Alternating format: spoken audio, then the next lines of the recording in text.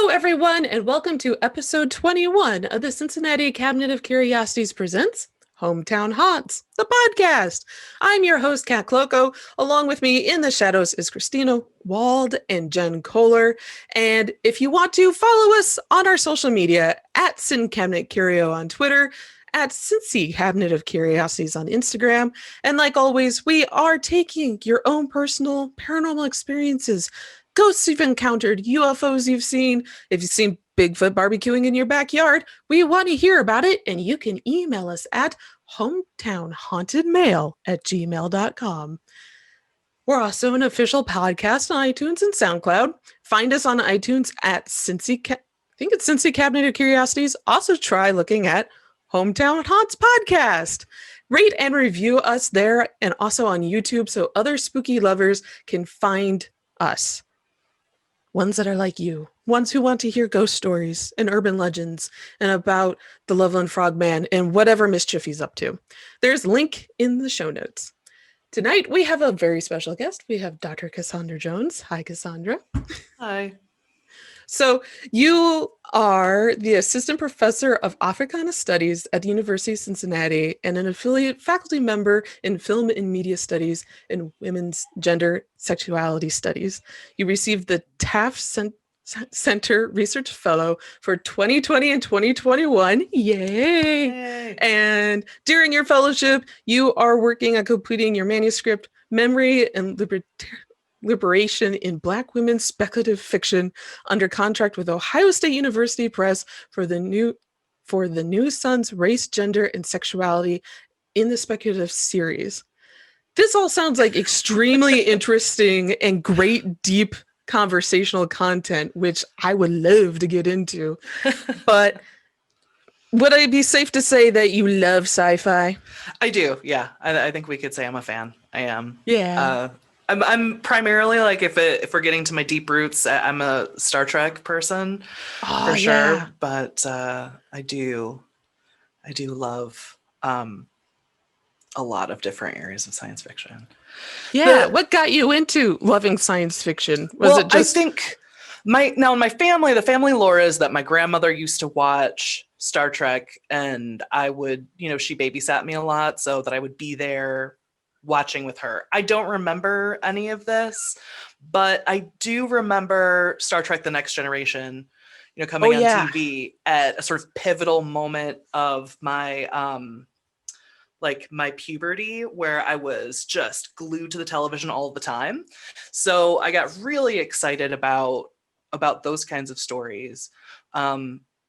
And I'd been a big Reading Rainbow fan, so seeing LeVar Burton on TV was great. I loved Whoopi Goldberg. Seeing her on there was fantastic. And then I got really into the novelizations of the show. Oh, yeah. So that was fun. And then it was like between the Christopher Pike novels and Star Trek: The Next Generation, like that maps out basically my early 90s. Like that's where I was doing those things. Yeah.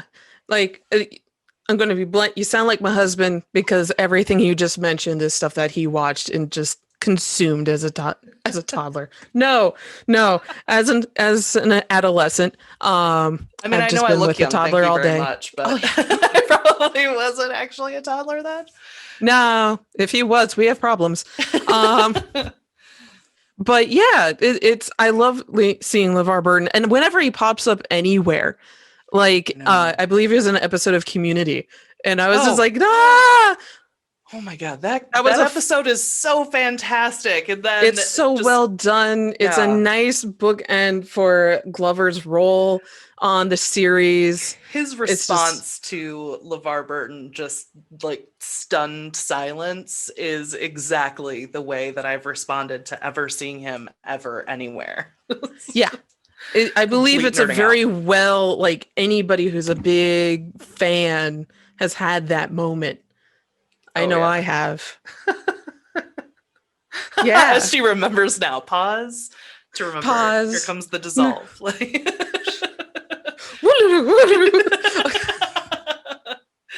Yeah.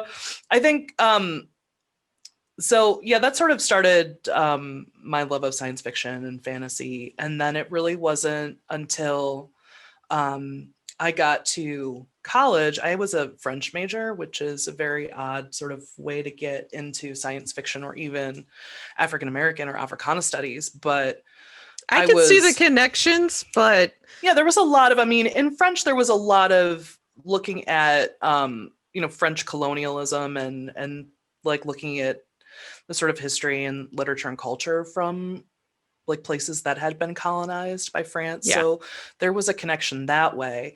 And when I went to, when I was in high school, I spent a year in France, and the family I stayed with was a Senegalese French family. Ooh. So I sort of dipped in that way.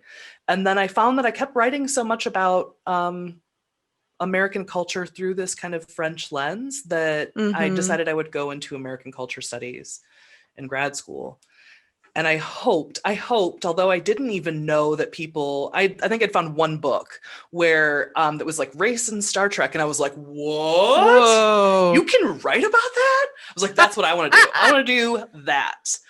And it took me a while to kind of get, to find the Afrofuturist writings and figure out what my niche was going to be. But that was my way in of kind of bringing it all together, was to kind of come at it through my love and then think about what are the other Black science fiction texts that are out there? What are they talking about? How can I, you know, what do I have to say about those things? Mm-hmm. And then so the project I'm working on now, memory and liberation and Black women's speculative fiction, is kind of looking at mostly, I would say probably four authors mainly: Octavia Butler, Tananarive, Nalo Hopkinson, and then there's another. I'm also talking about Jewel Gomez, I guess, and then fifth one is she's more of an activist, but also writes some short stories and novellas. Rashida Phillips. So, Mm-hmm. and all of them, use various science fiction tropes like time travel or alien invasion. You know, the idea of like the sort of haunted house. All of Mm-hmm. those all of those tropes show up in their work and are also connected to memory in different ways. And each of them are kind of saying that if we can tap into memory in this particular way, it allows us to have some really kind of great tools for dealing with the after effects of colonization, right? How do we decolonize our concept, like the land that we live on, for instance, right? And Mm-hmm. that happens through um, alien invasion of all things, right? So, and that's in Nedia Coraphor's Lagoon. I talk about that, and then also the idea of I've been working on this chapter and working on this chapter and working on this chapter. It will get finished if I continue writing it, but it's looking at the this woman in The Good House by Tananarive too, who she's a conjure woman, and she angers the gods and unleashes this evil spirit into the world. And the spirit like torments her town, and she ends up kind of banishing it, or she thinks that she does. But it kind of possesses her daughter and then kind of goes dormant for a while. And so this woman decides the best way to save her family from this evil spirit that wants to destroy the family line is to not pass on any of her knowledge. And that works Oh. for about a generation or two. But then after she passes, her grandson, discovers some of her writing and un, unleashes the spirit again. And so I Hmm. really am interested in that, about the idea of horror there, that horror oftentimes in um, especially where Black people concerned in movies like Candyman, is oftentimes about remembering. Like that's when the horror happens. If you say Mm-hmm. Candyman's name five times in the mirror, he's gonna come back out and he's gonna murder you and everybody you know. Um, Mm-hmm. and the idea that in that book that it or in that movie rather, that it's a white woman who goes to the projects, right? She's trying to study Candyman and gets in the way of his legacy, and then he right takes this kind of revenge. So the sort of moral of the story is don't talk to Black people. don't try to deal with, like, help Black people, like, leave them alone, with their own kind of, demon haunting them. And that's sort of the way to stay safe. But the Good House really flips that idea, that the horror happens when that line of memory is lost, and Yeah. so reconnecting the horror is then the way to kind of to solve that problem. Hmm. And so I think it's interesting how all those different tropes work uh, in those different Yeah. stories. Yeah, it does. It reminds me. So I consume a lot of East Asian media Mm, because my degree is in East Asian language and culture studies. yeah. So, mm. And it reminds me of a lot of traditional work. We can call it shamanic, uh, tra- traditions that are in Japan or South Korea, Mm-hmm. and a lot of it lost in China, but rekindled in Taiwan. Mm-hmm. And not the episode for that, but I know exactly where you're coming from experiencing that myself. Okay, not exactly, I guess, but Through the I media, understand the yeah, intent. yeah. Yeah. Uh-huh. But I will say with the list of authors that you supplied with us today, it was a wonderful broadening experience because although I have heard of some of these women in passing, the one that really caught my attention was Hopkinson because she Mm-hmm. brings in the Caribbean folklore into her own writings. And I'm Yeah. like, folklore? Sold. I I want love to. Brown Girl in the Ring. I think that's probably my favorite of Nalo Hopkinson's work, I because saw you've that one got, recommended a lot. yeah, that's the you've it someone just made a movie out of it that we screened last year. Of course, I cannot remember the name of it because last year was like 10 years ago. Who knows what happened last year? I mean, I don't Last year know. took a decade. You're right. It I was don't. every month was its own year, and it was Yeah, just steadily getting worse. You're like, yeah. why? I have no But it recollection of was what happened the year before.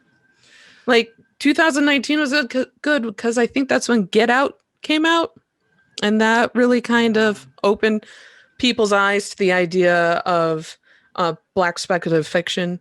Hmm. And I do want to know, just because I am a comic book nerd, how has the popularity of Black Panther affected media? Oh, that's a good question. Mm, Um, uh, so when it was coming out, there was a lot of excitement with the, among the sort of crossover. So I'm not a comic book person, and I'm not a superhero gal. So, but Black Panther was one of the ones that I was like, oh, I'm absolutely going to be there. mm-hmm, And I'm going to see it multiple times. Like, I already know that will happen. I was really excited about it. And so I was excited with all the other people at getting the first looks of what the costume is going to be like. And, this is who has been cast and these are the roles. And I never really, personally, as a fan, had never been able to have that experience of being excited about a comic book character before. So that, a lot of people, I think, came into Afrofuturism fandom through that door. People mm-hmm. who had never been interested in watching the 15th Spider-Man version, right? But now they're gonna watch, they're gonna watch this one. And I definitely had a very emotional response to that film. The first scene, and they're like flying through Oh they fly through yeah. the barrier, and then you see Wakanda for the first time, and I legit teared up because I was like, oh my God, it's so beautiful. The idea of an Africa that had not been colonized, that had been able to retain its own resources and be able to use them in the way that it saw fit, and not, just have it pilfered out and then be left with whatever scraps to fight over. Mm-hmm. It was really wonderful. Well, And not only that, just being able to retain and just expand on its own cultural ties. yeah, yeah, yeah. And I think, for to kind of get back to the idea of how it's impacted media, I would say there's been a lot more interest in telling Black stories in science fiction and fantasy, especially, I mean, from mainstream media sources that, you know, probably would not have wanted to throw a lot of money at that.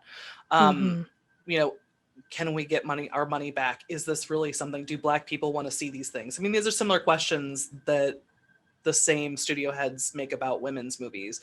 Like, are Yeah. women actually going to show up to watch this thing? So they found out that yes, Black people are interested in science fiction, and it has a crossover appeal. Like, everybody's gonna go see it. Like, don't Oh my God, everyone did go see it. Yes, and it was right? wonderful. Oh, so good.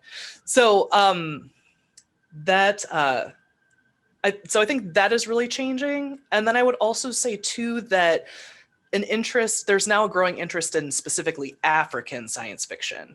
So Nedia Coraphor doesn't refer to her own work as Afrofuturist work. She refers to it as African futurism. So she is a Nigerian American author. And so she really tries to ground her stories in a lot of like Nigerian lore and culture. A lot of her stories take place there. So either, in the distant future or in the, sort of the contemporary moment. And then I think this happened before Black Panther, had been growing, but I think is kind of getting a lot of steam now too, is interest in developing and supporting African filmmakers who are doing science fiction. So there's a short film that's out there called Pumzi. That's what it's called, Pumzi. That's Pumzi. And it's a short film that takes place in like a sort of ecologically devastated future where people live underground and have to collect their sweat to recycle for drinking water and, that kind of thing. Yeah, it's intense. It's also very beautiful.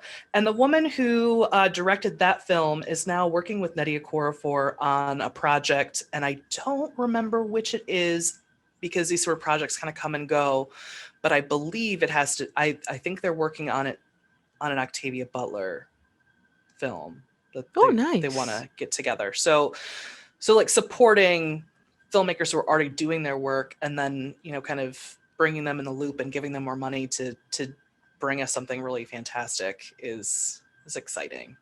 Moving on from that particular subject, we can go to Toni Morrison and her story Beloved, and how it has roots here in Cincinnati, which I'm going to admit something, and I admitted this on your doorstep quite embarrassingly. This was my first encounter with you, crazy redheaded banshee woman on your doorstep petting your dog. It was Colin was so excited to see human. Yeah, it was that this is the story of Margaret Garner was one that I am completely foreign to. It was a new crime story. It had been recommended to us since the beginning of the podcast. It's dark. It's I think Tony, I haven't actually watched Beloved. I haven't read it. But I know of its existence in the larger zeitgeist of film. But I just have never watched it. Unfortunately. Now I'm going to. I know Christina has downloaded the audiobook to listen to while working. But this is a part of American history that I am personally not good with. I've been learning it since I graduated high school. As I admitted to you, my high school was terrible at teaching African American history. Sadly, most What's up with that, Northern Indiana? You're not but I've been learning. You're not alone there. Most high schools are pretty bad. But I think a lot of people need to admit that we just don't know. Yeah. But it's deep, it's broad, and it's extremely important to learn about. It's also fascinating. Like, it's endlessly fascinating. Because I think sometimes in history, people think that if they don't know about it, that it didn't happen. And I mean that in a very generous way. Like some people are gross about it and they're like, what? That never could have happened because I didn't know. But other people, just sort of, it's not in their realm of possible, sort of stories because they had never heard of it before. And that to me is something that I'm endlessly confronted with in reading Black history of, for many countries, that, wow, we've been there. We've been doing it. There is no kind of time in American history when we were not kind of there. I mean, even if you're talking about from the moment of the beginning European exploration, like the first Spanish explorer had an African man with him. So we're not a part of so much a part of the sort of colonial period in what would become the United States, but from that moment of colonization forward, we're absolutely a part and have been. So it's so exciting. There's always so many things to find out. Mm-hmm. So yeah, I knew a little bit about Margaret Garner's story from, I've taught in my Africana studies classes, like I had taught a little bit about her. But since I'm not a historian, she comes up, when we're talking about the sort of general backdrop of the end of slavery in America, because it was, it's an important story for us locally, but it was absolutely a national story. It It was a hit. catalyst for the Civil War. Oh And yeah, Cincinnati seemed to be just I don't want to say guinea pig, but this is where we saw the divisions become so hard and fast that yeah. led to it, just from what I read. Before we dig more into our story, I do want to give our listeners a content and trigger warning. Mm. This is another true crime episode, even though we nerded out about all things sci-fi. I hope you enjoyed that. But the rest of this episode, we're going to be talking about a true crime case that happened in 1856. So I want to give a trigger warning for child death and trauma. I'm going to say, speaking for myself, who is a parent of a toddler who was the exact same age as Mary, this was a very difficult story for me to get through. I can say I cried quite a few times, Mm. but it needs to be told. So I'm not going to give you a number to skip to. I don't want you to skip this. I want you to listen, and I would like you to learn. That sounds a little preachy, I'm sorry, but I think this is an important story to cover. And especially, this is Black History Month here in the United States, but I know a lot of our listeners actually are not based in the United States and have absolutely no context for this. So, Margaret Garner's story has Yeah. such an impact on America Oh then yeah. and today. Yeah, So, absolutely. So yeah. yeah, the I can kind of start with the just that impact, because it continues. Certainly um, after the event, poetry was written about it, Mm-hmm. paintings. If you are local Mm-hmm. to Cincinnati, you can see one of them at the National Underground Freedom Center, downtown. There's also of course, Beloved, right? That is taken almost directly inspired by the events of Margaret Garner. And also there was an opera, I think, came out in like Yeah, Toni 2005. Morrison wrote an operetta, and a Pulitzer Prize Amazing. winning uh, music director wrote the music. And it Wow. debuted in Cincinnati, Detroit, and Philadelphia to sold Yeah. out crowds. I don't know if you have read the Broken Earth trilogy, Mm-mm. but one of the characters in there also kills her child. And she talked about being inspired by this particular story because she was trying to create a world where the characters felt like there was that death was preferable to the kind of life that they were forced to live, Mm-hmm. so and that is exactly the world that Margaret Garner lived in. So Mm-hmm. this is the story then of Margaret Garner and the infanticide of her daughter Mary Garner. Mm-hmm. um so I kind of did prepare a little bit of sort of political and social context to sort of help us understand what was happening. This in Cincinnati, even though the story takes place in 1856, really there'd already been sort of building of abolitionism in Cincinnati for decades, and there was quite a lot of tension even then around people who were working to end slavery. There was a growing free population of Black people. I think at that time in Cincinnati, they were about 5% of the larger population. So not nearly as strong today. We're about 50% strong today, but at the time, 5% and growing. Also, there was a kind of national economic downturn that had happened, and similarly, to today, people were making a lot of conservative newspapers were making the argument that abolitionism and this sort of line of progressive thought is destroying America. It's destroying the economy. Look what's happening as these people are trying to, Black people are coming and stealing white jobs, and that was really difficult because even though Cincinnati was a free city, it's a border city. And also we were at the time known as Porkopolis. So Yes. we're the center of like pork manufacturing, pork meat packing, and quite a lot of, so we're raising hogs, we're slaughtering them, we're selling them at market, and we're also selling the kind of offcuts to bondspeople in the South. So we're making our money off of, that whole system, that whole economic system. I mean, slavery is, it was the kind of economic system of the day. Everything in America was based on that system. Even if people, living in the North, we made textiles, that's basically what I learned in high school. And it's like, well, who was gathering the raw materials for those textiles? Because it was a bunch of enslaved people in the South. Yes, and it was children making it in New England. Right? Yeah. Oh my goodness. So that, we're sort of deeply entrenched in that kind of history.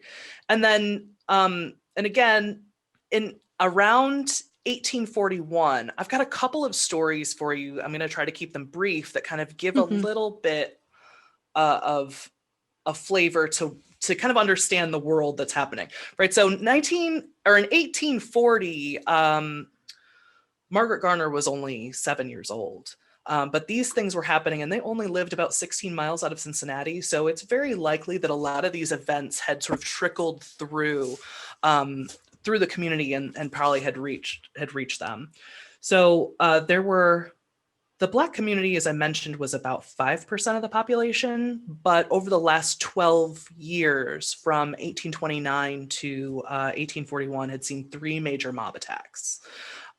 So white people really feeling emboldened by these sort of newspaper articles talking about how Black people were stealing jobs, seeing these growing numbers, seeing the economic prosperity that was happening in the Black community.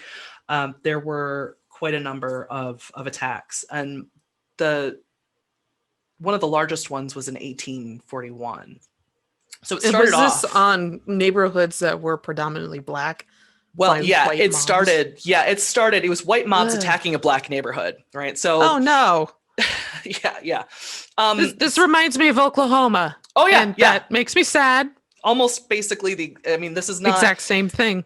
Yeah. So, I mean, there are so many race riots, and they call them race riots, which I think is disingenuous because it's really like white mobs attacking Black communities.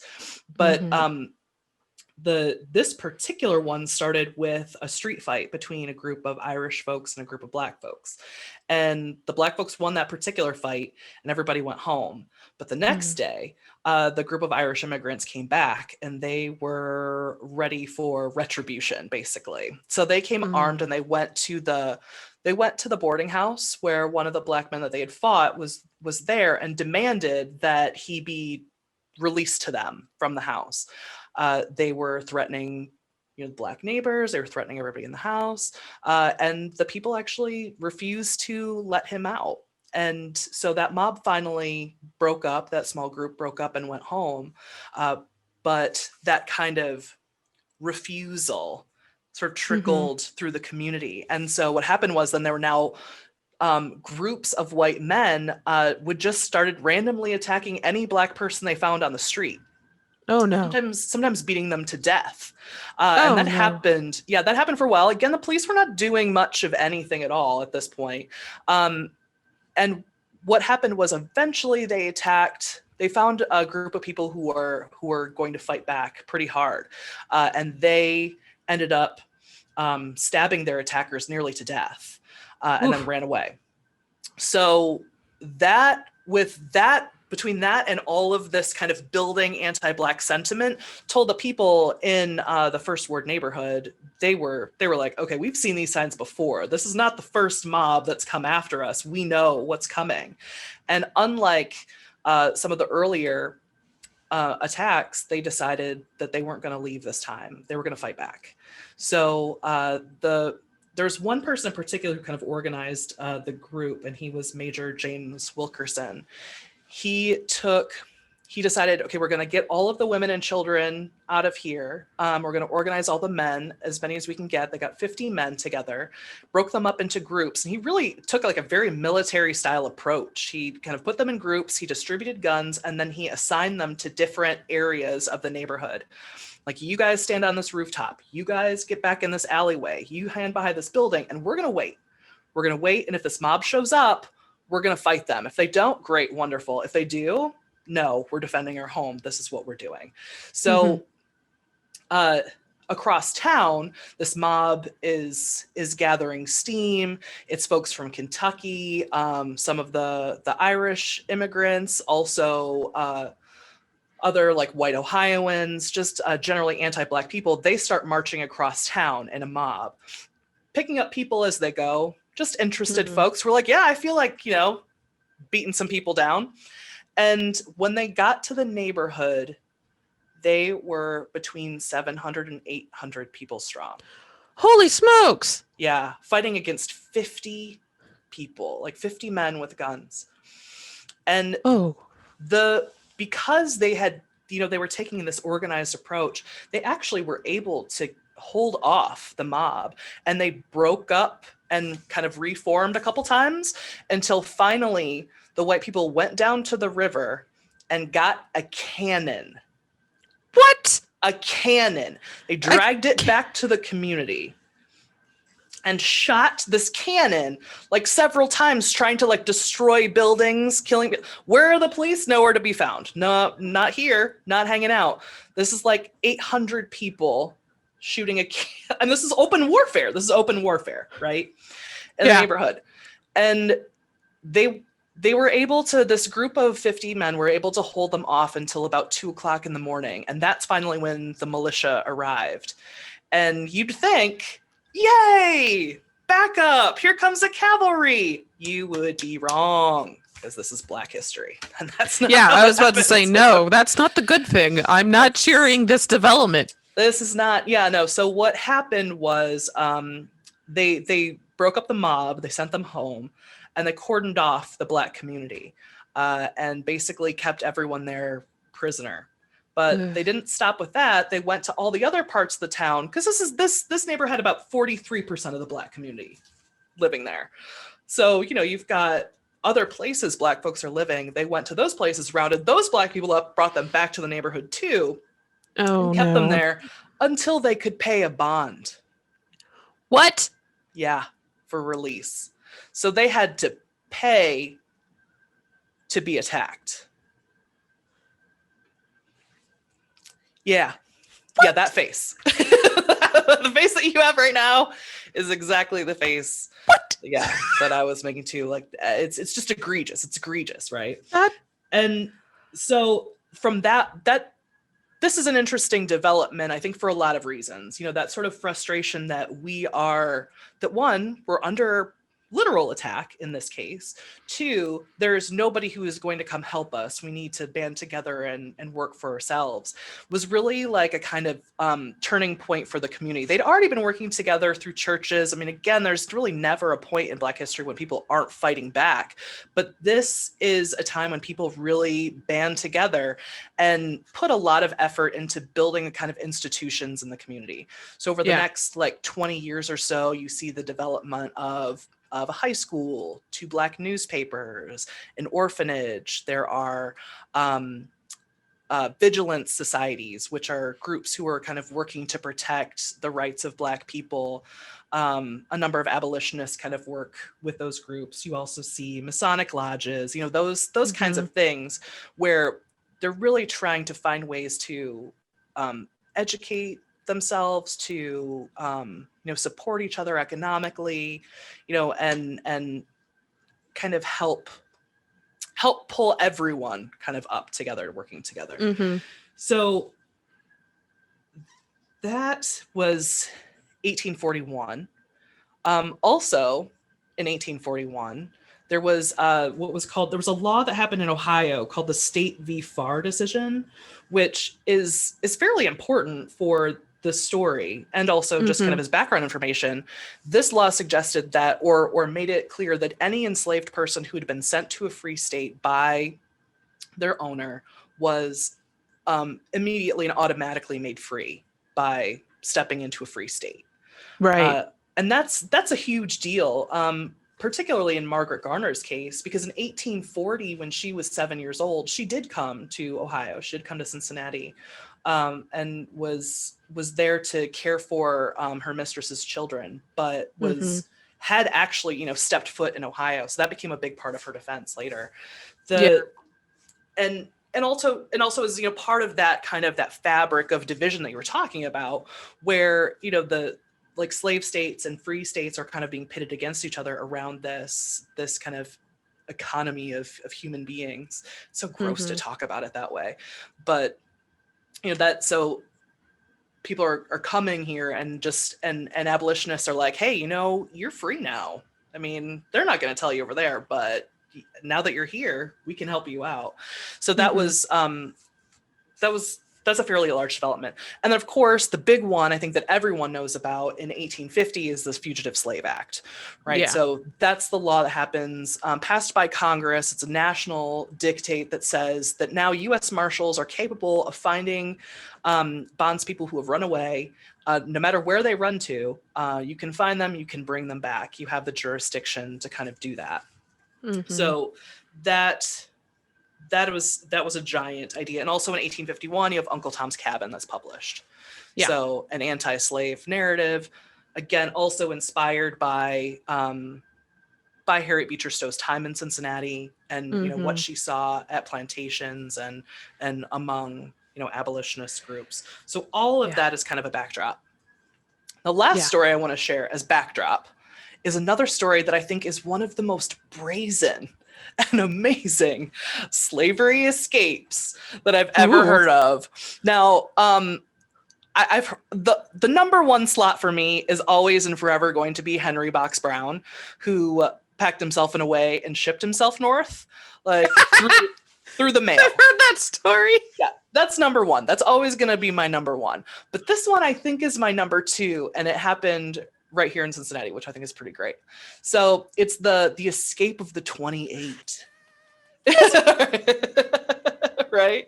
Yeah. Oh my goodness. Because it has to do with a funeral? Yes. So I love that one. Oh yeah, yeah.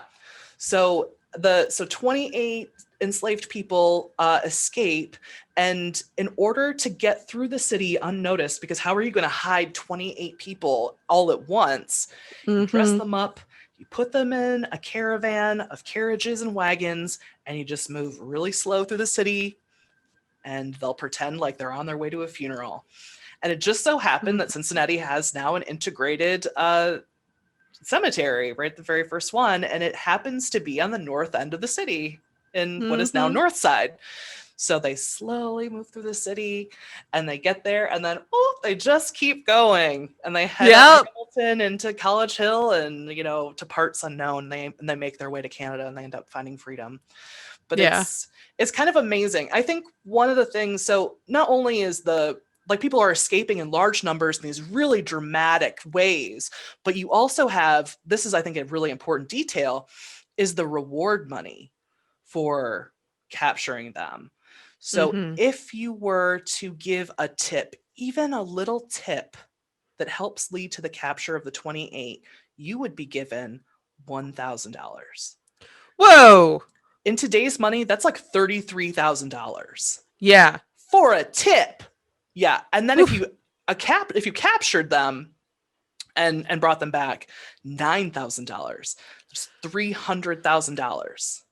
Oh my And of goodness. all the people who helped them, not one of them broke.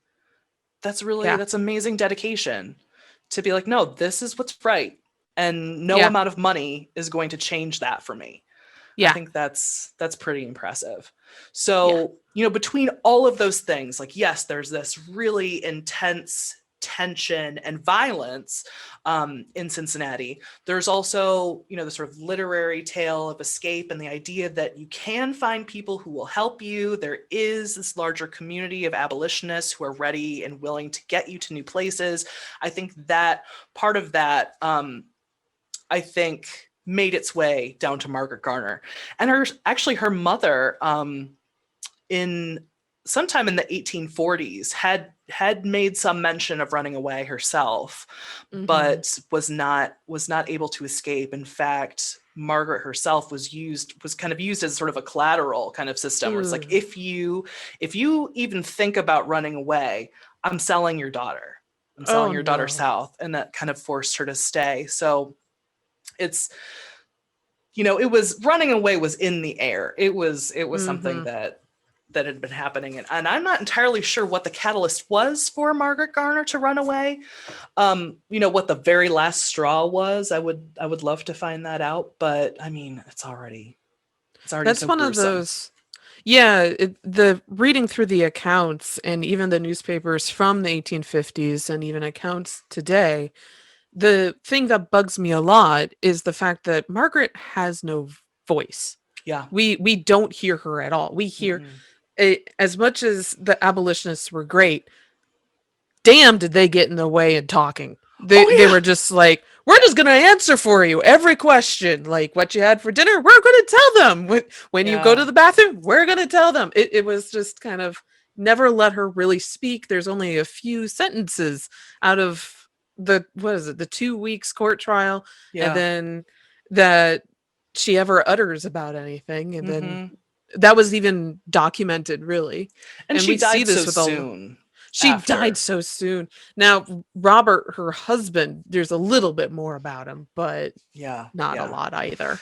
No, yeah. I mean, she's, 2 years after the event, she dies of typhoid fever. So even if, there was interest, maybe we would have heard more from her later in life, but that just was not an opportunity we had. And it's a shame. It is a Hmm. real shame, because it does happen so much in any kind of slave narrative from the time period. There's almost always, at the introduction of any book, an opening by a white abolitionist who is there to verify the claims of the story, because we can't possibly believe what happens if we're just listening to Black people. We need a white person to give it the thumbs up first.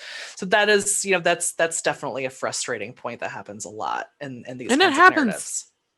Now, almost to this today? day in ways. Oh yeah, it sure does.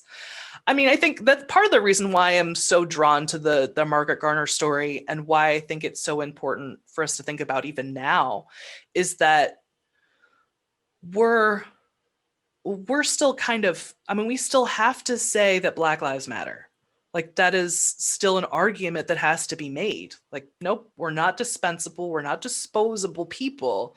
Like, we're important. Our Mm, stories matter. And that is, and when we tell our stories should be believed. It shouldn't have to take 50 people murdered before someone listens to, someone being like, there's a problem with police brutality here, or to have, like, the, as much as I really appreciate this, there was, what it was, this summer, there was like the line of, like, white moms or something who, oh like, stood yeah, behind. it was all the white moms and other supporters. I don't Yeah. remember their name either, but It they were was, like bright pink, didn't they, or some yeah, fluorescent something. I color. mean, I applaud their actions. I do. What frustrates me is the need for them to be there. You know what I mean? To Mm. be like, oh, it's less likely that you'll shoot us, so we'll stand here. It's like, thank you, but also we should not have to, that should not have to be something that we have to do. Um, And yet it is. I mean, that's sort of the reality of it.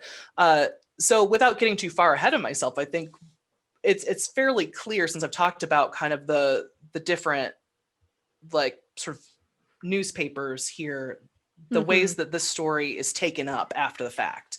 So Margaret Garner becomes, in some ways, a, an image for, the pro-slavery movement.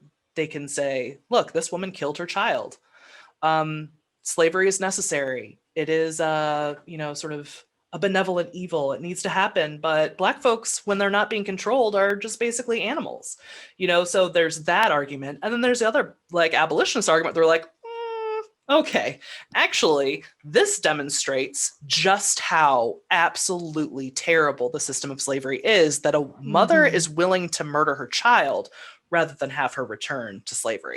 I mean, that really speaks volumes about how bad it was for her to make that choice in the end. Oh, yeah. So I guess I could talk a little bit about her life as a young person. There are a number of references that I can sort of share with you if you want to link to them. So Margaret Garner herself was born in 1833. Her mother was Priscilla, but mostly went by Scylla as her name. And it was sort of widely assumed that her father was John Pollard Gaines, the sort of white owner. She lived on Maplewood Plantation, which is in Boone County, Kentucky, and like I said, about 16 miles away from Cincinnati. And there were a number of other sort of small plantations in the area, and a fairly strong Black community amongst the enslaved people. So they had the kind of freedom of movement, at least to kind of move around between the plantations, get together for church on Sundays, big holidays like Christmas, they could get together. If they had tasks that needed more hands than they had available where they lived, they, could team up to do different projects. And that's where Margaret, who went as Peggy, met her soon-to-be husband, or would-be husband, Robert. He worked on another farm kind of down the road. And they lived together. As I mentioned before, too, from the age of 7 at least, she had been put to work caring for children. Yeah. So, she was working in the home as opposed to out in the fields. Yeah, she was, and that was the case for a lot of light-skinned Black folks. And that was certainly her idea. And also the idea too that she's like somehow inherently violent and hates children or something. It's like, she spent most of her life caring for children, so that is just a blatant lie. But she was, when John Pollard Gaines sold his plantation to, now some people say his brother, some people say his son, and I am not entirely sure.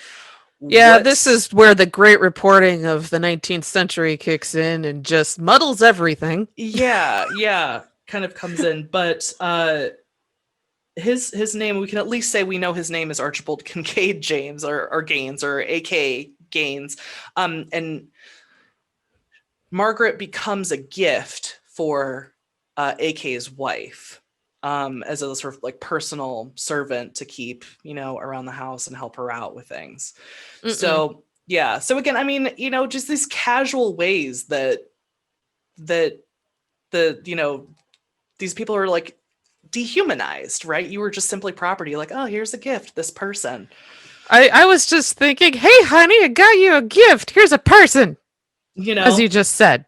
Yeah. But so while I don't necessarily know quite a lot of her details, and there are a lot of scholars who've done this work, I think we can say that by the time she reached Cincinnati in 1856, she had a lot of scars on her forehead, her face. So she had been beaten severely enough to leave scars. She was pregnant with her 5th child. She was only 22 at the time. And at least 2 of those were extremely light-skinned. Mary herself was said to be almost white in appearance. And they were widely believed then that, or it was speculated that at least one academic, I know for sure Nikki Taylor's talked about this, but even Lucy Stone at the trial, who was an abolitionist, was like, look at their faded faces. Like they're definitely like, their parentage involves white people, which speaks to this sort of like horrendous degradation that Black people have had been had suffered under slavery. So well, it's just kind of like this invisible thing. It's obvious the parentage was him. yeah. Like looking at the rosters, he was the only adult white male on Maplewood. Right? Gee, I wonder how genetics works. Like, yeah. Oh, magically, she just keeps having these super light-skinned babies. And she may have been a product of rape, and that may have been a thing too. Probably was. Well, get this. Either way, like her, I mean, we could definitely say that it's rape because she's not able to give consent under the laws of the day. Like you can't, you're either bribed to have sex through it's like, oh, I'll give you better food, or I won't sell your children away, or whatever, or the threat of violence or actual violence is used. Whatever is happening here, it's still coercive, because they don't have the ability to say no, really. But if we're thinking about her dad, her biological father being John Pollard Gaines, and AK either being his son or his brother, I mean, she's either being raped by her brother or her uncle, one of the two. Like either way, like this is not an ideal situation. So we know that she was raped repeatedly. We know that she had been beaten at least once, savagely enough to sort of leave scars. Yeah, because I think there was it said that there was a tree from all the whippings that she had gotten on her back. Basically, all the scarring had branched out to look like a tree in one of the accounts I read. I'm like, that's just horrific. Yeah. So she left with Robert, her husband, their 4 children, she herself being pregnant, Robert's father and his wife. And then there were a number of other enslaved people from different plantations in the area who all kind of left at the same time. So there going to be about 17 people together. Robert stole a horse. He also stole a gun. And they made their way to the Ohio River, which was frozen solid because it was January. And they were able to cross. They left the horse behind. They crossed on foot, which I can't even imagine. Grandparents, babies. I mean, the children the oldest was 6. The murals don't do them justice. Like, just imagining parents, grandparents, like you said, and the kids toddling along on uneven ice. Yeah, could fall through at any moment, drown, freeze to death, right? But this is how how strong the push is. They have to get out of there. They have to leave. So they are a 6-year-old, a 4-year-old, a 2.5-year-old, and a baby in arms, like walking through and it was snowing at the time, so it could potentially be a night like tonight. That's like heavy snow, cold as can be. And they're making their way. And this is a 16-mile walk, which, according to MapQuest, would take about 5 hours. And that's walking along the highway, which they were absolutely not walking along major roads. I mean, they were backwoodsing it to stay hidden as much as possible. And they were crossing over to find Margaret's uncle, Joseph Kite, who lived with his family and his son, Elijah Kite, and Elijah's family, who were themselves actually fairly well known as like both in Black circles and in white circles, because they'd had some kind of interesting run-ins with the law. Did you come across that? I'm not that familiar with, I knew that he worked with Levi Coffin, which meant that they certainly got into some shenanigans around Cincinnati, to put it lightly. But I didn't get too deeply into their history, no. So Joseph also was enslaved in Kentucky, but had managed to buy by himself away from his enslaver. He paid for freedom for his children and his wife, but his son Elijah, who was older, was married himself and had his own child. He was working towards, he'd like come to an agreement, had forged a contract with the slave owner to buy Elijah. But before they could complete that contract, Elijah ran away with his family Oh. and managed to hide out kind of in Columbus area for several years. And I think finally came back to Cincinnati around 1851. Oh, okay. So about 5 years before all this had happened. But he also, during that time, it's interesting because his former slave owner decided, instead of using the Fugitive Slave Act to try to get him back, decided to sue Joe Kite in court as a sort Oh. of a kind of property violation, right? That we had a contract, you were going to sell me this person disappeared, I never got my money. So it's sort of property theft or something like that. But I think John Jolliffe, who was an attorney later in Margaret Garner's Mm-hmm. case, is also, like, as an abolitionist, works with both of the Kites and says, actually, no, his argument is that because this contract was created in Ohio and all sales of slaves or anything having to do with slavery is illegal here, this is a null and void contract. Nobody owes Ooh. anything. And so that was kind of the end of the story. So slave owners, obviously pro-slavery folks, were really infuriated by that decision. So, this is sort of a well-known couple of people. So when they roll up, they walked all through the night. They finally arrive at the Kite's house around 4:00, I think, in the morning. Ooh.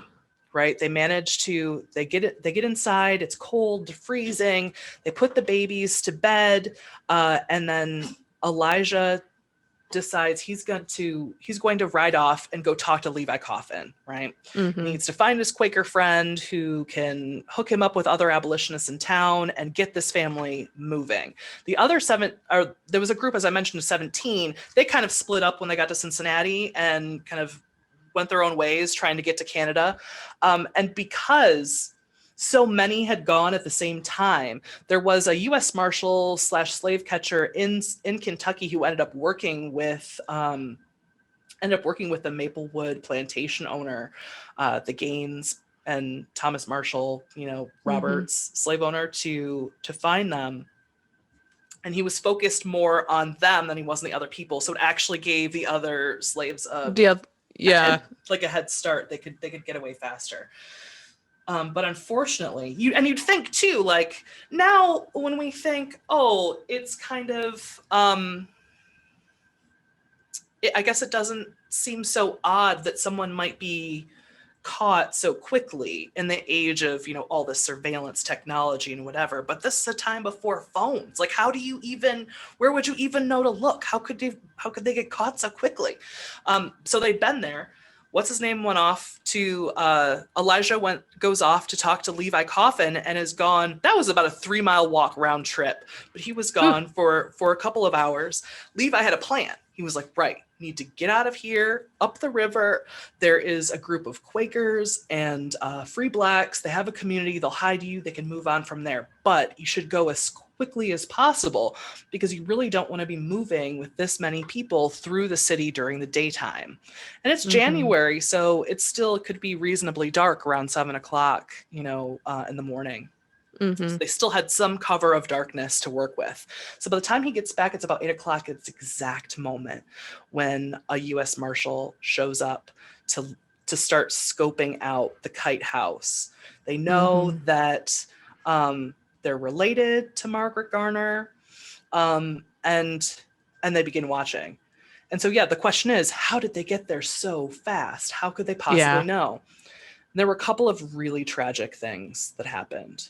One, as I mentioned, Margaret was the personal servant to the white woman at her plantation, and that woman happened to wake up in the middle of the night and called for Peggy, Oh and no. she wasn't there.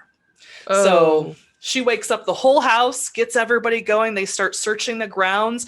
And by 2:00 in the morning, they were already on horseback. The fastest horse he had was already riding to go get a U.S. Marshal and to make their way into Cincinnati.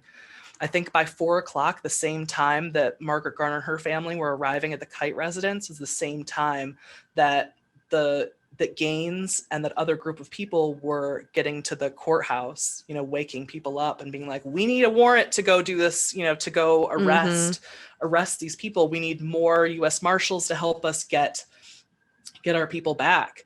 So they didn't have a lot of time to waste. I mean, they're really like right on their heels with maybe a couple hours difference.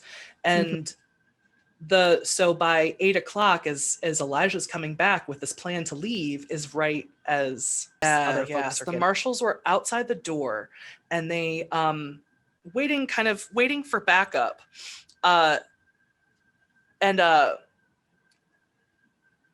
The inside the house, there was what I imagine was probably fairly chaotic. They started barricading the doors and refused to let the marshals in.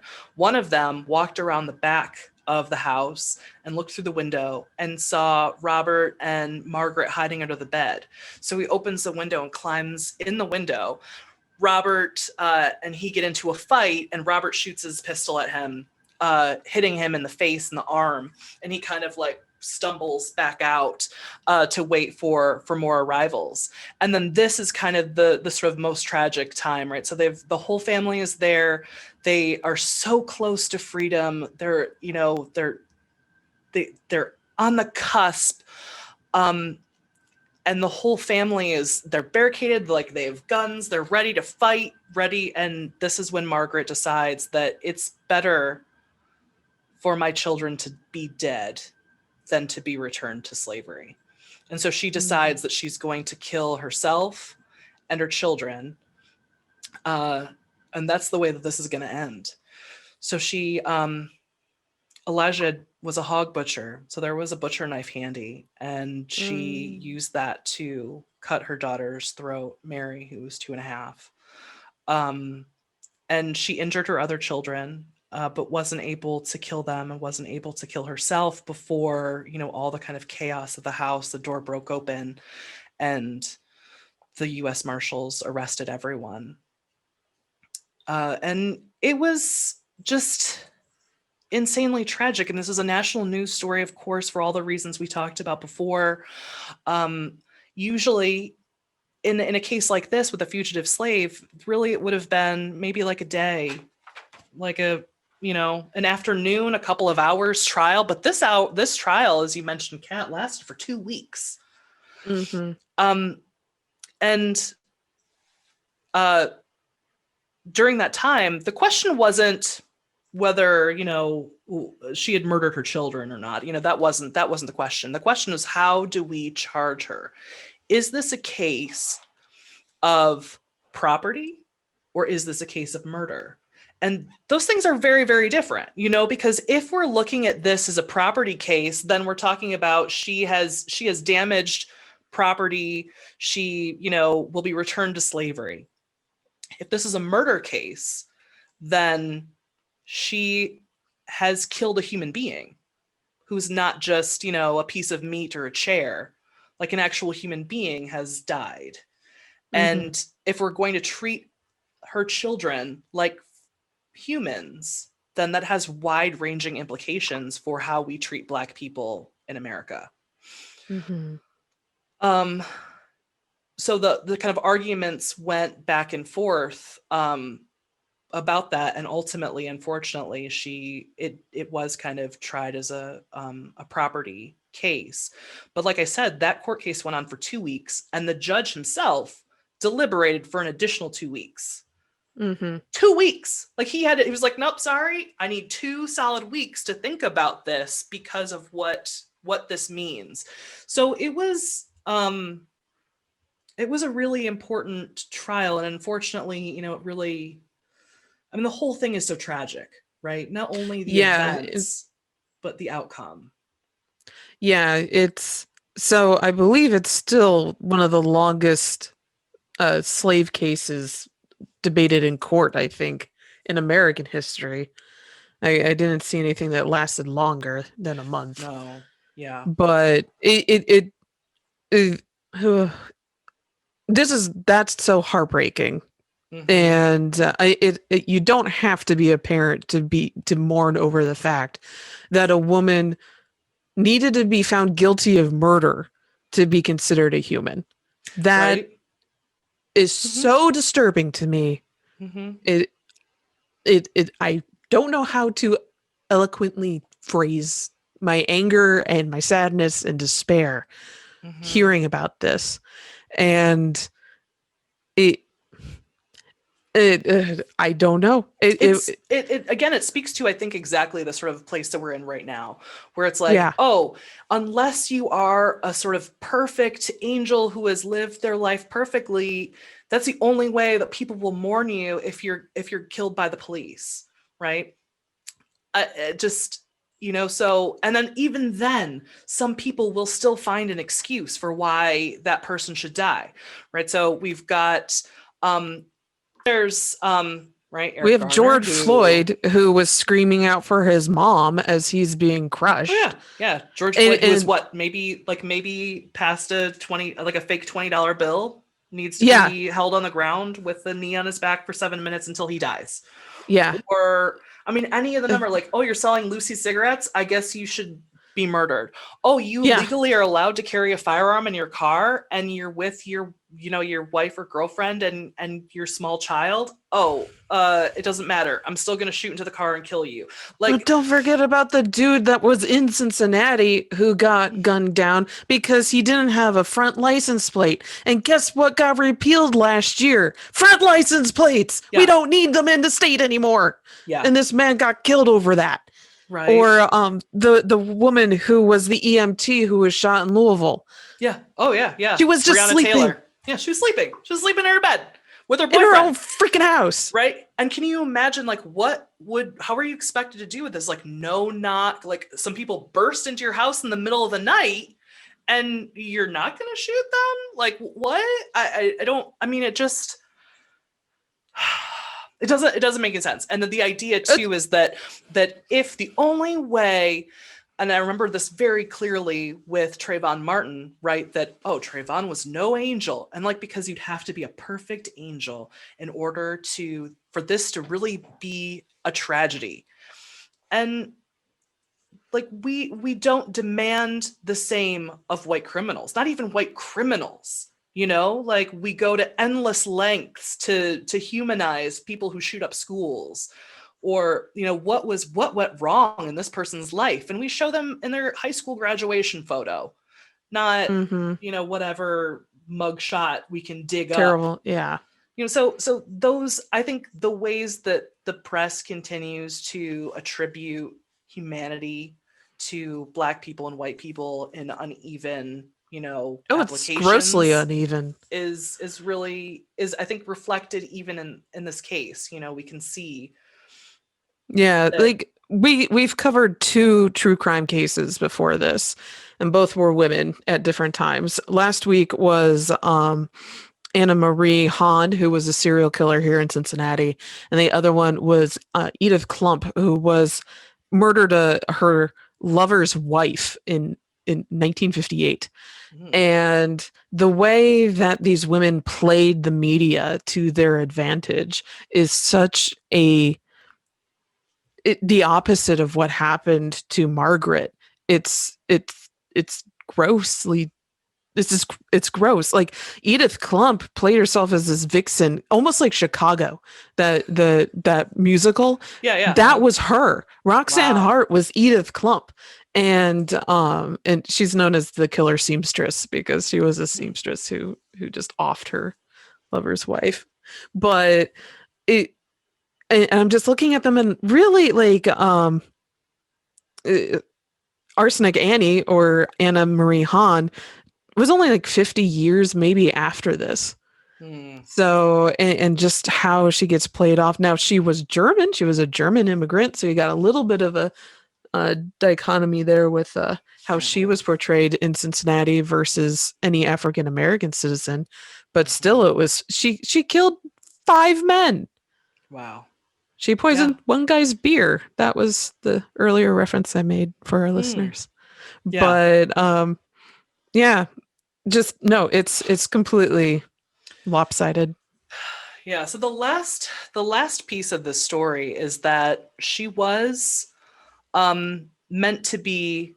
She was sent back to Kentucky to return to slavery. She and Robert and their remaining children, and she was going to be extradited back to Ohio to be tried for murder, but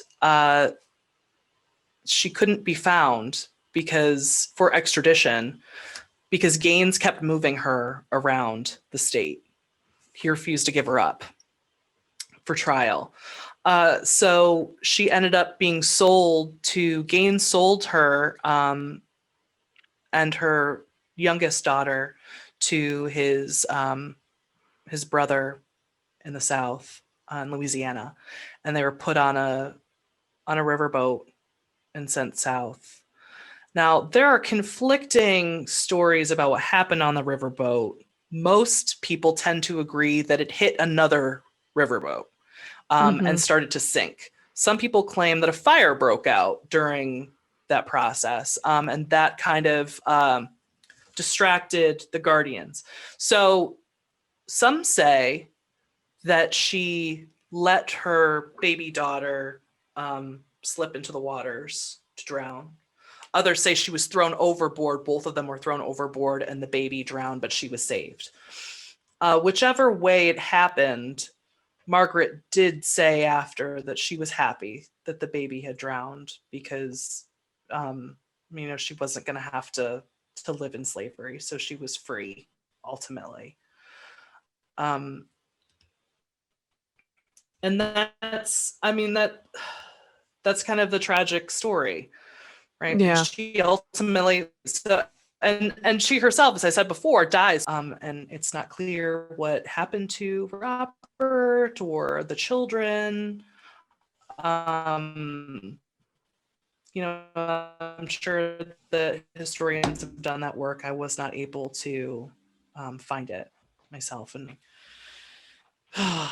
Only thing that I found was that he ended up getting freed in 1862, fought in the Civil War, and returned to Cincinnati to Thomas, which was his first oldest son with him and Margaret. And Thomas had been left in Ohio.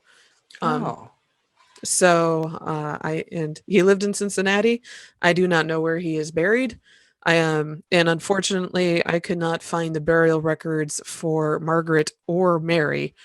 I am unfortunately not surprised by this, and I can only imagine that Mary ended up in what is now Cincinnati Music Hall, because that's where our orphanage in Pottersfield were at that time. Everything revolves around the Cincinnati Music Hall. Like, yeah, that's interesting. Yeah, I do know there's a plaque about Margaret Garner in Covington on Main Strasse, so there's some recognition there. The very last quote that I would share, which I think is a good one, is from an editorial in Chicago Tribune in February 6th, 1856. That this is a quote here. When a mother can draw a knife across the throat of her own child to ensure it freedom in heaven, it's time the slaveholders should pause and war against a system which debases every human being connected to it. So it was a really powerful statement that really was, in a lot of ways, a kind of catalyst for ending slavery. Like, if this is the ends that we're going to, we cannot continue to support the system. Yeah. Well, with that, Christina and Jen, just like a good old seance, will you come to the table to speak to us? Welcome back, ladies. Summon you. Yes, we're back. Okay, first, before we get real heavy, I have to say, Cassandra, the whole reason I love sci-fi is because of Star Trek Next Generation and Will Wheaton. I loved Reading Rainbow. Loved it. Yes. So, and the Star Trek episode, like crossover episode. Yes. And then add LeVar Burton into that as Geordi. I loved Geordi. Yes. And I want to, you probably know this, but he has a LeVar Burton Reads podcast where he Yes. reads stories. And it's Mhm. like, oh my God, it's my childhood all over again. So I just wanted, I loved that Oh no, it's you said that. wonderful. Yeah. Yeah. Because, yeah, same reason I love sci-fi. Now this was this is a really yes. this was a really fascinating. I mean, hearing all the details of the story and what I was reading, and one thing, arcing back to the topic of the show, Toni Morrison added a paranormal aspect to her retelling of the story, which was really interesting. Yeah, right. The idea that that's kind of the idea of like the haunting presence that will not be forgotten. And I really love how she names the plantation that that her character comes from, Sweet Home.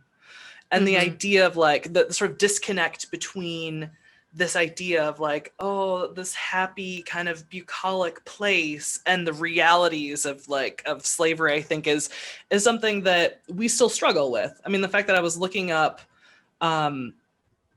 Maplewood Plantation to see if it was still kind of in existence, and it's not entirely. I came across a list of all the other places in Kentucky, the plantations that are still in existence, and so much of this is sort of, I mean, whitewashed, literally, I suppose, in this. So it just becomes a beautiful landscape to take pretty pictures. Yeah, that's one of the things I'm really irks me is seeing these plantations used as wedding venues. I mean, it seems like there is, this is just, I think the thing that's interesting about this story is that how many untold stories are there? Millions. There has to be. And stuff that will never come to light of treatment of people, where you described her having, the scars on her back and everything like that. How, it seems like, there's so many places that are fractured by this still. Like it's still, even if it's not, it's still woven into our history. Yeah. I mean, neo-slave narratives are an entire genre of writing that are an attempt by authors like Toni Morrison to kind of reconstruct that history. Octavia Butler's Kindred is the one I'm most familiar with because I love her work so much. And it's the only one of her works that she refers to as kind of a grim fantasy because there's no science fiction element whatsoever. Like her character Dana just magically appears in the past and has to sort of reckon with this history that is both, the history of America, but also her own kind of genetic history. This is her white slave owning ancestor that she's forced to save repeatedly. And also in a terrible twist that actually reminds me of this story quite a lot, she needs to convince her ancestor to have sex with Rufus so that she herself can be born. Oof. Like her, has to, like she has to take that on and like submit for the sort of greater good of our family. And at the same time, like the minute this child is born, who becomes, this ancestor to Dana, that character kills herself, right? So it's another kind of moment where sometimes the only choice you have, you always have agency, you always have a choice, but sometimes the only choice you have is death. And I think that question comes up a lot when we're talking about these really, really restrictive, oppressive situations where our choices are so severely limited. It's the same thing that, comes up in The Handmaid's Tale, for instance, right? That's another place where we see this really oppressive regime. And one of The person who lived in Offred's room before her, who was, had killed herself. And that was the only escape. And that becomes kind of a moment of celebration for Fred, knowing that escape had been possible, is possible. This story reminds me of actually two other stories. One would be the movie Life of Pi, which is, you're wondering, I don't know if you've seen it. It's a movie about a young Indian boy who finds himself on a dinghy with a tiger and with a bunch of different animals. And as you go through the movie, I guess, spoiler alert, they weren't other animals, they were other people. And to be able to deal with the trauma, he made them animals. And you're left kind of wondering who the tiger was and all that. Very good movie. Go watch it. But also, what the first thing I thought of was the very special MASH episode where you have the Vietnamese woman, or sorry, the Korean woman with the chicken. And I don't know if you know this story or seen this episode at all, but it's a woman who is on an escape. They're assisting an escape of Korean people, because MASH takes place during the Korean War, and the chicken starts clucking, and they are trying to tell her to be quiet and to quiet it, and she finally breaks its neck. And I think it's one of the last episodes of the series. And it turns out the chicken was not a chicken, it was her child. And she ended up having to smother it for them to get to safety. And I feel very much like the writers of that particular episode had found Margaret's story, because that reflects it so much. And putting it with the wartime in Korea at the time, it managed to transfer the grim reality of what thousands, millions of people have lived through, and the terror that goes with it, and the despair, and how distraught she was to save everyone. And that's what struck a chord with me. And I'm like, this goes with that fictional narrative, but this happened to this woman. She lived this life. She saw so much shit that she didn't want to see her own daughter live through that. Either one of them. So, yeah. So, what are the differences in the story from our narrative that we've seen in media? And is there another narrative of the story that is sort of vocal tradition? That makes sense. Yes.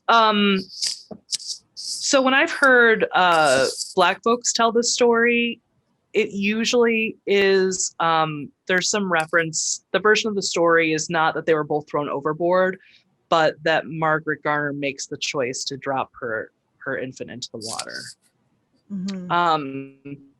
That is a sort of another moment, I guess, of agency for Margaret, where it's not this kind of like calamitous accident, but her being able to kind of carry out her will, as sort of tragic as that is. So I would say that's the only real difference.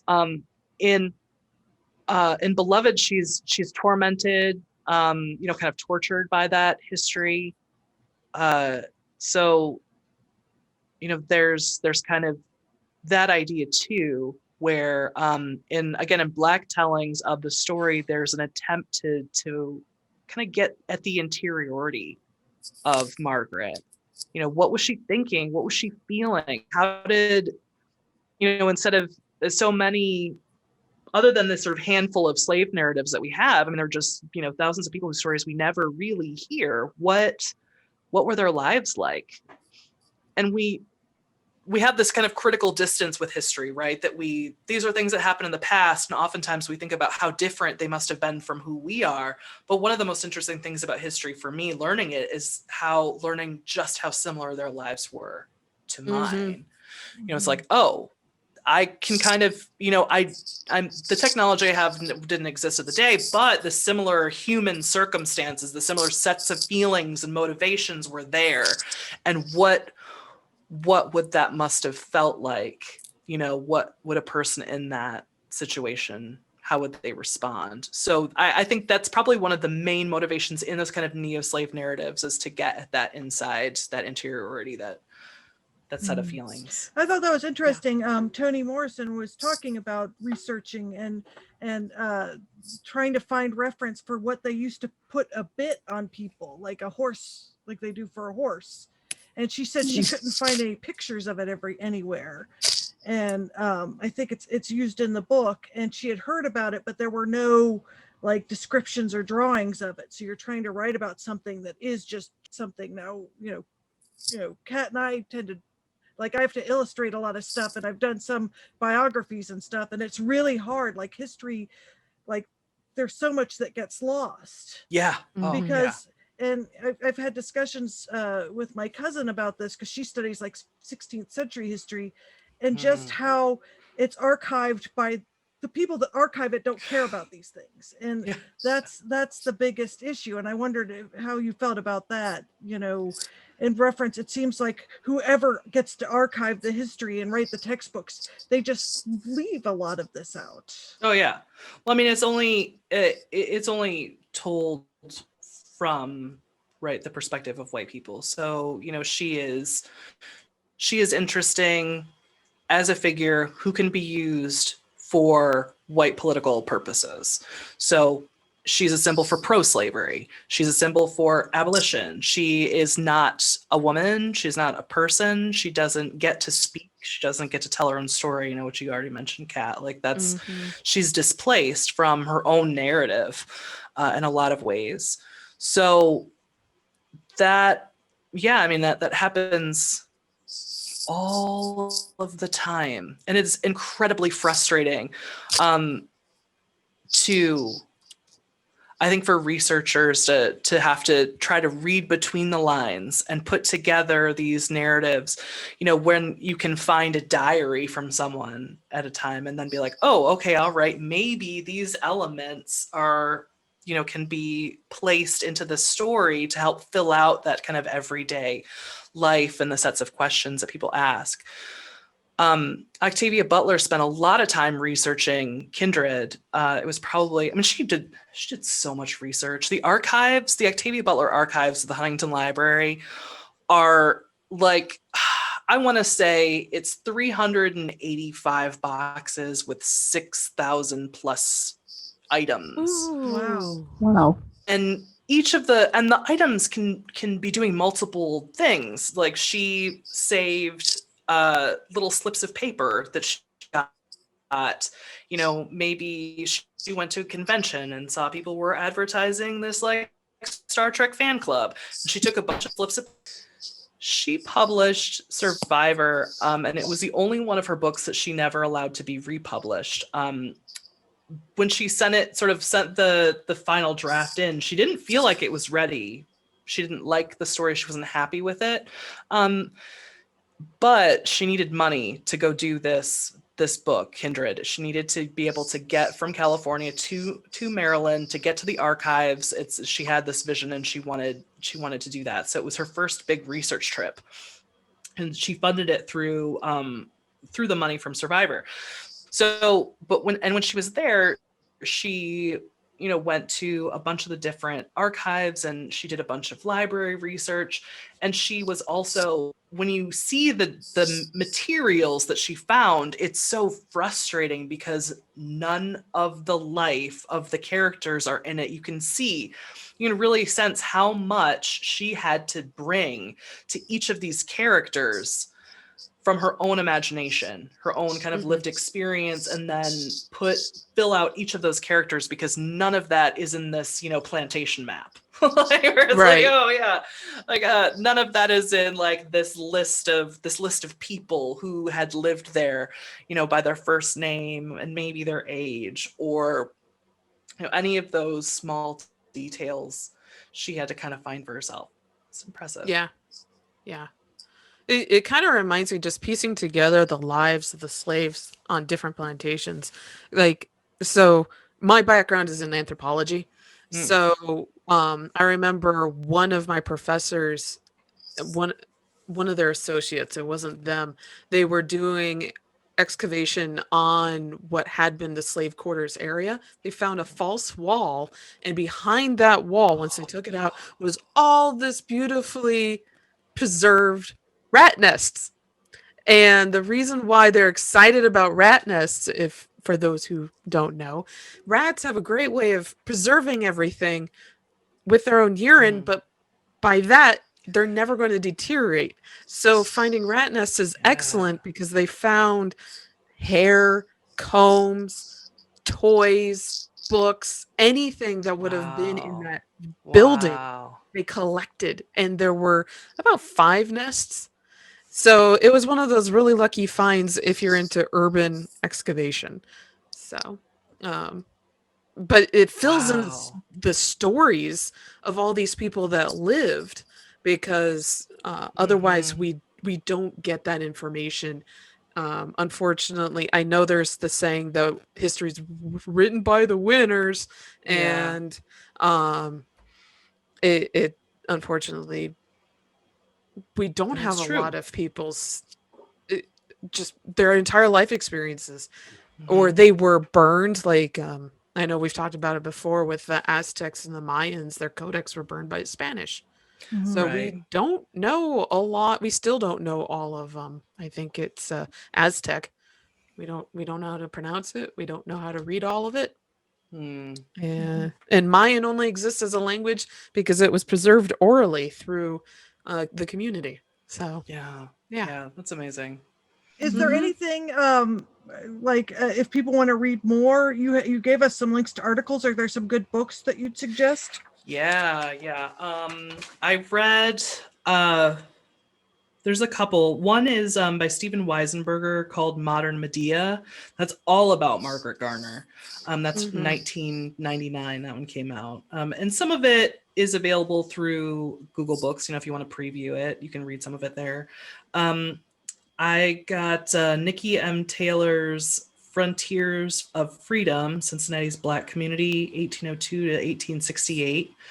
I got that locally at the Harriet Beecher Stowe House, but that's available, kind of anywhere you buy books. She wrote another book in 2016 that's also all about Margaret Garner called Driven Towards Madness, The Fugitive Slave Margaret Garner and Tragedy on the Ohio. And that talks about Margaret Garner's life, but also the ways that she's picked up and used, as okay. a symbol. So I think that would be really interesting to kind of add to the mix. Yeah, Mhm. yeah, that would be. Because one thing we were talking about is the untold stories, like how many people might have done what she did too that we just don't know about. Yeah, Right. yeah. And there are definitely other stories of women, committing infanticide rather than, Mhm. rather Do than, we know if Margaret, she was pregnant, right? When she was yes. arrested? Did she Mhm. ever have that baby? Do we know what happened there? I'm assuming she did. I didn't, like I said, I didn't, in my research, I did not find out much beyond the case and the end of the end of that sort of tragic case. But since she died in 1858 and she didn't die in pregnant, like during, childbirth, Right. I'm assuming that She had the she did baby. have the baby. Mhm. Hmm. So Yeah. what can people do to help tell the story of to make history? I mean, it's never going to be perfect, but to make it more accurate so more people know sort of the history and where to move on and make, make it I want to say it sounds very, maybe it is my fascination with science fiction, make it a better world. Like what is it that we can Yeah. do that everybody can do to try to encourage, I mean, I work somewhat in education, doing illustration for textbooks and stuff like that. But how can we, what can we do to improve things and make them more accurate? I know that's a giant question. Yeah, that's a big question, but I do have a couple ideas. I mean, I think we've kind of touched on some of them. I mean, certainly part of it involves thoughtful representation, so not just plunking down 80s style a black character in the middle of whatever this white action, and we don't know anything about them. They never have any other black friends. They don't have they don't have any real interior life, and they die right away. So instead of just sort of draping your white character in black skin or something, doing a little bit of research or collaboration where you can, to kind of make sure it's a more accurate depiction of life. I think that's and that can happen in all areas of storytelling. And one of the things that I love so much about Black Panther is that it incorporates all of these different looks and styles that are both futuristic, but also very much rooted in various like African traditional clothing styles. So, that looking at those kinds of ways to tell story and to inform characters, I think is a way to make that work. And that makes history and culture more appealing too. If it's even, if it's just sort of like physically beautiful. In other ways, I kind of wish that I don't know, it's such a hard thing to do, but I guess I wish that stories happened, like that stories were shared without it having to be a sort of very special episode, if it like just sort of happened more naturally. But you got to start somewhere. So so that's a thing. Yeah, I guess that's it. It's a hard question. It's a lot. I hadn't planned to answer how to save the world tonight, but Sorry. That's a hard one. I'm gonna think about it, and I'll get back to you. We'll do an episode about how to make it a better world. That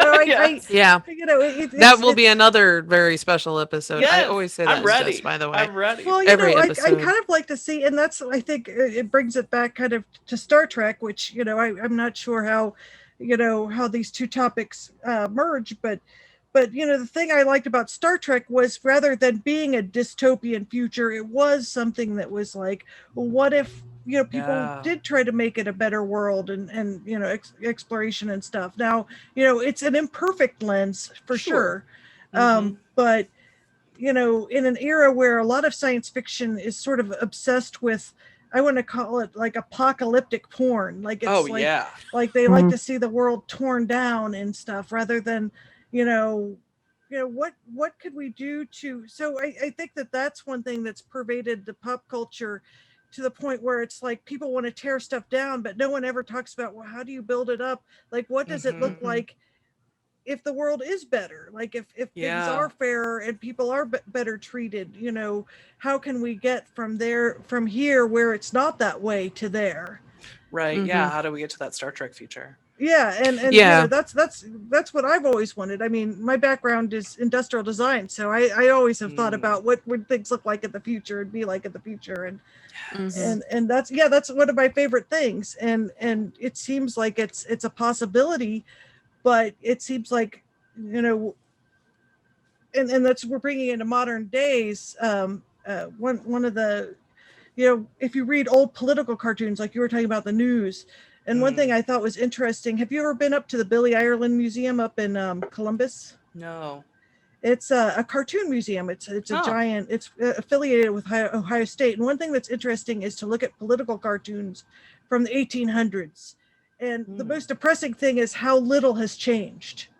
Yeah. The things people are fighting about, like you said, conservative papers and stuff, and what they were saying, pick your period in history, and the arguments they make are always, it feels like, have we made no progress? Yeah. Well, I would say to a story that I can think of immediately that begins to paint a picture of a bright future that also comes from very like non-white space is Nedia Coraphor's Binti. Trilogy. Okay. How do you spell that? Binti. Binti. Mhm. It's the story of a young woman from a specific ethnic group in Africa, and the name is evading me right now, but it's a group of people who paint their skin with bright red clay. Oh, And she's the very first Hausa, maybe? No, I don't think it's Hausa. Anyway, she is like the very first person from her group to leave the planet. Her family absolutely does not want her to go. They're very much connected to the earth, as sort of evidenced by this clay they paint themselves with. And she has to take some with her to go, but she wants to go to this intergalactic university.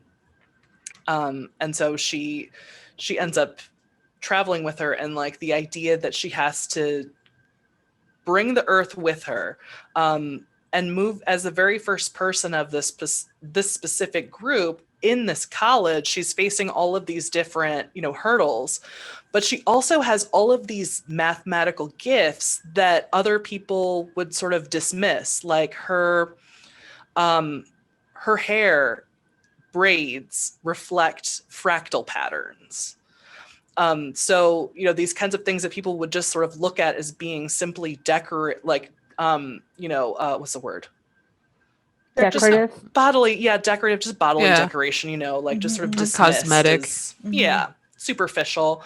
That they actually hold important cultural and scientific meaning at the same time, and that.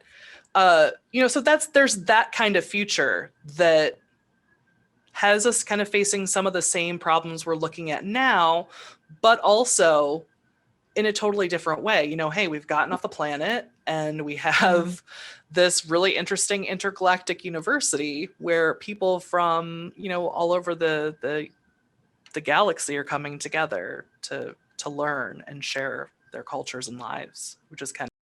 But is there anything you'd like to say in closing, and then Kat will do the outro?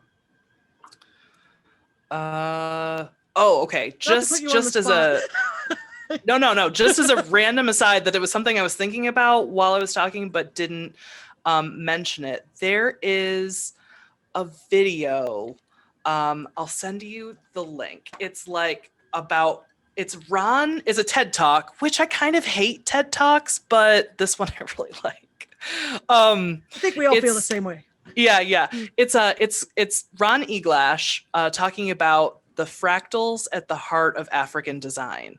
And he's a mathematician, but he talks about fractal patterns in African villages and how this particular kind of form of mathematics is passed on through religion, which is interesting as a way of like preserving and passing on information, but also thinking about like that question of hair braiding as a fractal pattern, and the ways that this is kind of something I talk about in my book, but how science, when it's coming from this kind of white perspective, can really diminish the contributions of other groups of people. And I think this is a fun talk that gets at that idea a lot. That'd be great. Yeah, we'll put a That link in sounds the show good. notes. Yeah, it sounds really Mhm. interesting. Yeah, I'm interested because I've looked at sacred geometry, so I'd be interested to see how he layers it. Thank you for joining us tonight for another wonderful episode of the Cincinnati Cabinet of Curiosities presents the Hometown Haunts podcast. I'm your host, Kat Kloko, along with me, Jen Kohler and Christina Wald, and our special guest, Dr. Cassandra Jones. If you would like to follow us, you can find us at Sin Cabinet Curio on Twitter, at Cincy Cabinet of Curiosities on Instagram, and if you'd like to share your own personal ghost stories, urban legends, or creepy creatures from your own hometown, you can send those to hometownhauntedmail@gmail.com. Have a great week and stay curious, everyone.